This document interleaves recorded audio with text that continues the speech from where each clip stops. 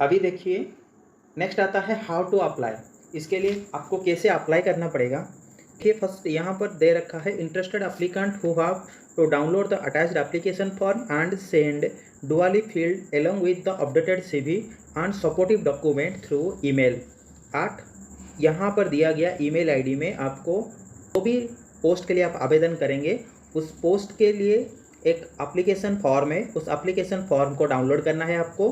Form आपका CV plus आपकी जो डॉक्यूमेंट्स है उन सभी डॉक्यूमेंट्स को एक सिंगल PDF बना के यहाँ नीचे दिया गया ईमेल ID पे आपको ईमेल करना है। आपको 1 सेकेंड में मेल का जो साइज है वो 25 MB से ज़्यादा नहीं होना चाहिए। Application without format will be rejected, मतलब अगर आपने खाली आपका CV और आपके जो डॉक्यूमेंट्स है वो अटैच करके भेज दिया तो वो कैंसिल कर देंगे आपका कैंडिडेचर। सो बात है, separate application is required for each post along with supporting document. अगर आपका एक से ज़्यादा पोस्ट के लिए अप्लाई करना चाहते हैं, मतलब आपका एजुकेशनल क्वालिफिकेशन के हिसाब से अगर आप 2-3 पोस्ट के लिए एलिजिबल हैं और अप्लाई करना चाहते हैं तो हर एक पोस्ट के लिए आपको एक एक एप्लीकेशन फॉर्म अलग से भरना पड़ेगा। ठीक है, मतलब आपने डिप्लोमा में किया, ITI में किया, ITI में 2-3 ट्रेड में आपके बन रहा है एजुकेशनल क्वालिफिकेशन, तो आप हर एक पोस्ट के लिए एक मेल करना पड़ेगा और आपको पोस्ट भी उधर वो सिलेक्ट करना पड़ेगा, आपको लिखना पड़ेगा। तो इसीलिए आप जितने सारे फॉर्म भरेंगे उतने एप्लीकेशन फॉर्म और आपका CV और आपके डॉक्यूमेंट उनको भेजना पड़ेगा। चौथे में, the applicant should avoid submitting multiple online application for the same post if done only the data provided in the last application through email within the stipulated time period will be considered। इसका मतलब ये है, मान लीजिए आपका एक trade के लिए आप भर रहे थे फॉर्म, मगर वो आपने गलत इनकम्प्लीट करके भर दिया था और आप फिर से दोबारा उसको भरने के लिए कोशिश करेंगे तो फिर वो अमान्य हो जाएगी। मतलब पहले दिया गया जो डॉक्यूमेंट था, जो इन्फॉर्मेशन था, ऑर्गेनाइजेशन उसी को ही कंसीडर करेगा, आपका सेकेंड वाला जो था उसको कंसीडर नहीं करेगा। इसीलिए आप ईमेल करने से पहले हर चीज़ चेक करके ही ईमेल करना, नहीं तो आपका जो कैंडिडेचर है वो कैंसिल कर दिया जाएगा ऑर्गेनाइजेशन की तरफ से।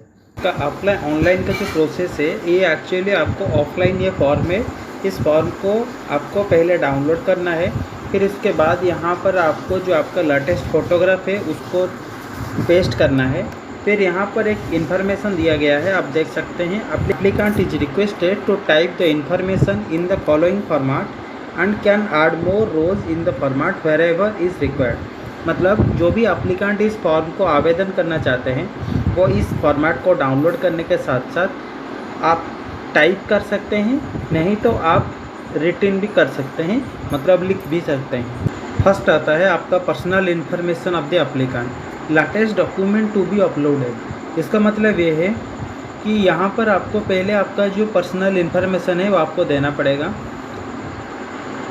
देखिए, फर्स्ट है पोस्ट अप्लाइंग पर, मतलब पोस्ट का नाम यहाँ पर लिखना है। जैसे मैंने लिखा है टेक्नीशियन मैकेनिकल टेक्नोलॉजी, वैसे ही आपको लिखना है आप जिस पोस्ट के लिए आवेदन कर रहे हैं। ठीक है, उसके बाद है नेम इन कैपिटल लेटर, आपका जो नाम है आपको इस कैपिटल लेटर में लिखना है, जैसे मैंने यहाँ पर लिख रखा हूँ। फिर उसके बाद है आपके पिताजी के नाम, उसके बाद आपको माताजी का नाम, नेक्स्ट आपका डेट ऑफ बर्थ, पहले आपको डेट लिखना है, फिर उसके बाद मंथ, फिर उसके बाद ईयर, फिर इसके बाद आपका एलिजिबिलिटी कैटेगरी, मतलब आपका कैटेगरी क्या है। जैसे मेरा OBC है, वैसे आप UR, EWS, SC, ST जो है आप लिख सकते हैं। फिर उसके बाद आपको आपका मोबाइल नंबर देना है, फिर उसके बाद आपका जो परमानेंट ईमेल ID है उसको देना है, फिर उसके बाद आधार कार्ड का पूरा नंबर देना है आपको। यहाँ पर मैंने बस दे रखा हूँ, आपको आपका पूरा नंबर डालना है। फिर उसके बाद आपको जो पासपोर्ट अगर है तो पासपोर्ट का वैलिडिटी कब तक है उसको लिखना है। जिनके पास पासपोर्ट नहीं है वो छोड़ सकते हैं। फिर उसके बाद आता है आपका करेस्पॉन्डेंस एड्रेस, मतलब आपके साथ अभी वर्तमान में संपर्क करने के लिए जो आपका एड्रेस है उसको यहाँ पर लिखना है। नेक्स्ट आता है आपका परमानेंट एड्रेस। परमानेंट एड्रेस में आपका जो परमानेंट एड्रेस है जो आपके आधार कार्ड में दिया गया है वही वाला एड्रेस आपको यहाँ पर लिखना है। फिर उसके बाद आता है आपकी एजुकेशनल क्वालिफ़िकेशन। आपका एजुकेशनल क्वालिफ़िकेशन को क्रोनोलॉजिकल ऑर्डर, मतलब आप पहले 10 से शुरू करेंगे, फिर उसके बाद आपकी जो जो क्वालिफ़िकेशन किए हैं उसको लिखना है। यहाँ पहले आपको 10th, फिर उसके बाद आपका यूनिवर्सिटी, आपका ईयर ऑफ पासिंग कब पास आउट हुए और आपका कितना परसेंटेज मार्क है।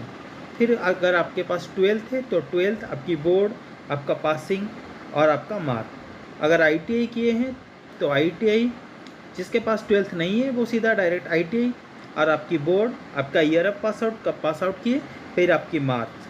फिर उसके अब देखिए इसके बाद आता है आपका वर्क एक्सपीरियंस। इस वर्क एक्सपीरियंस को टेक्नीशियन और इंस्ट्रक्टर के लिए जो डाल रहे हैं वो फिलअप मत कीजिएगा, क्योंकि इसका वजह जो है मैं आपको नीचे बताऊंगा। देखिए जैसे यहाँ पर एक आप देख पा रहे हैं एडमिनिस्ट्रेटिव एक्सपीरियंस एंड रिस्पॉन्सिबिलिटी, ये भी टेक्नीशियन वाले डिप्लोमा वालों के लिए नहीं है। यहाँ नीचे देखिए, अब देखिए यहाँ academic and industrial and technical experience if any. अगर कोई भी बंदा उसके पास एकेडमिक में हो या इंडस्ट्रियल में हो या टेक्निकल एक्सपीरियंस हो तो वही लोग यहाँ पर भरेंगे। तो इसीलिए जाहिर सी बात है ITI वाले बच्चों के लिए यहाँ पर एक्सपीरियंस बनना है। आपको यहाँ पर आपका डेजिग्नेशन, आपका ऑर्गेनाइजेशन का नाम, आपका जो रिस्पॉन्सिबिलिटी था, मतलब आप किस तरह काम कर रहे थे, क्या काम कर रहे थे, वो शॉर्ट में लिखना है आपको। फिर कब से लेकर कब तक काम कर रहे थे और total experience in year and month. अगर आपके पास कहीं पर 2 साल 5 महीने का है तो आपको 2 ईयर 5 मंथ ऐसे लिखना होगा, ठीक है। बाद अगर आपके पास 2-3 एक्सपीरियंसेस हैं तो आप यहाँ पर डाल सकते हैं। और याद रखना यहाँ पर सिर्फ आप एकेडमिक, मतलब किसी भी कॉलेज में, इंस्टीट्यूट में पढ़ा रहे थे या फिर किसी भी इंडस्ट्री में काम कर रहे थे या फिर कहीं और टेक्निकल वर्क में जुड़े हुए थे तो वही वाला पोस्ट को ही सिर्फ लिखना है, उधर ऊपर आपको वर्क एक्सपीरियंस में मत लिखना है। इसके बाद आता है आपका honours and award and fellowship. ये टेक्नीशियन वालों के लिए अप्लाई नहीं होता है, इसीलिए इसको भी आप छोड़ सकते हैं, या फिर NA लिख के भी आप यहाँ पे छोड़ सकते हैं। NA मतलब नॉट अप्लीकेबल, ओके। फिर उसके बाद आता है डिटेल्स ऑफ रेफरी। इफ़ आपको यहाँ पर 2 रेफरी का देना है, आपको जानते हैं, और उनका मोबाइल नंबर, उनका फ़ोन नंबर, उनका ईमेल ID। रेफरेंस मतलब यहाँ पर जो लोग आपका कैरेक्टर और आपको जानते हैं, कभी आपके बारे में उन लोगों को पूछा जाए तो वो लोग आपके बारे में बता सकते हैं। यहाँ पर 2 लोगों का नाम आपको लिखना है, आपकी रिलेटिव को छोड़ के। उसके बाद आता है आपका application currently employed government organisation are required to obtain no objection certificate NOC from their current employer before applying for any position. अगर कोई सरकारी ऑर्गेनाइजेशन में काम कर रहा है किसी भी विभाग में तो पहले आपको NOC लेना पड़ेगा आपका ऑर्गेनाइजेशन से, फिर उसके बाद ही आप अप्लाई करेंगे। फिर सभी चीज़ भरने के बाद यहाँ दिया गया टिक बॉक्स में आपको टिक लगाना है, प्लेस ऑन डेट। फिर उसके बाद एप्लीकेंट सिग्नेचर में आपको सिग्नेचर करना है।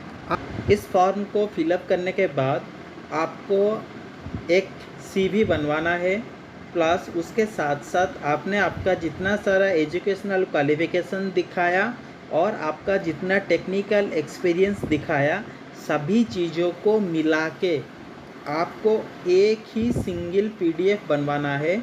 और उस सिंगल PDF में आपको ये सभी चीज़ें, ये एप्लीकेशन फॉर्म, आपका CV और आपके जितने सारे डॉक्यूमेंट्स हैं, सभी चीज़ को बना के यहाँ पर दिया गया जो ईमेल ID है, उस ईमेल ID में आपको ईमेल करना है। सब्जेक्ट में आपको लिखना है आप जिस पोस्ट के लिए अप्लाई कर रहे थे उस पोस्ट। फिर उसके बाद डिस्क्रिप्शन में आपको लिखना है रेस्पेक्टेड सर, फिर आपका नाम, आप किस पोस्ट के लिए इंटरेस्टेड हैं और आपके पास कितने साल की टोटल वर्क एक्सपीरियंस है और आप इस कंपनी में काम करना क्यों चाहते हैं। यही सब चीज़ लिख के फिर आप एक थैंक यू नोट लिखकर आपका नाम, आपका मोबाइल नंबर और आपका कांटेक्ट करने के लिए जो ईमेल ID है उसको लिख के कर दीजिए। Thank you for watching my channel job point. ऐसे ही मेरे चैनल में बने रहिए, आगे आने वाले हर वीडियो के लिए मेरे चैनल को सब्सक्राइब कीजिए।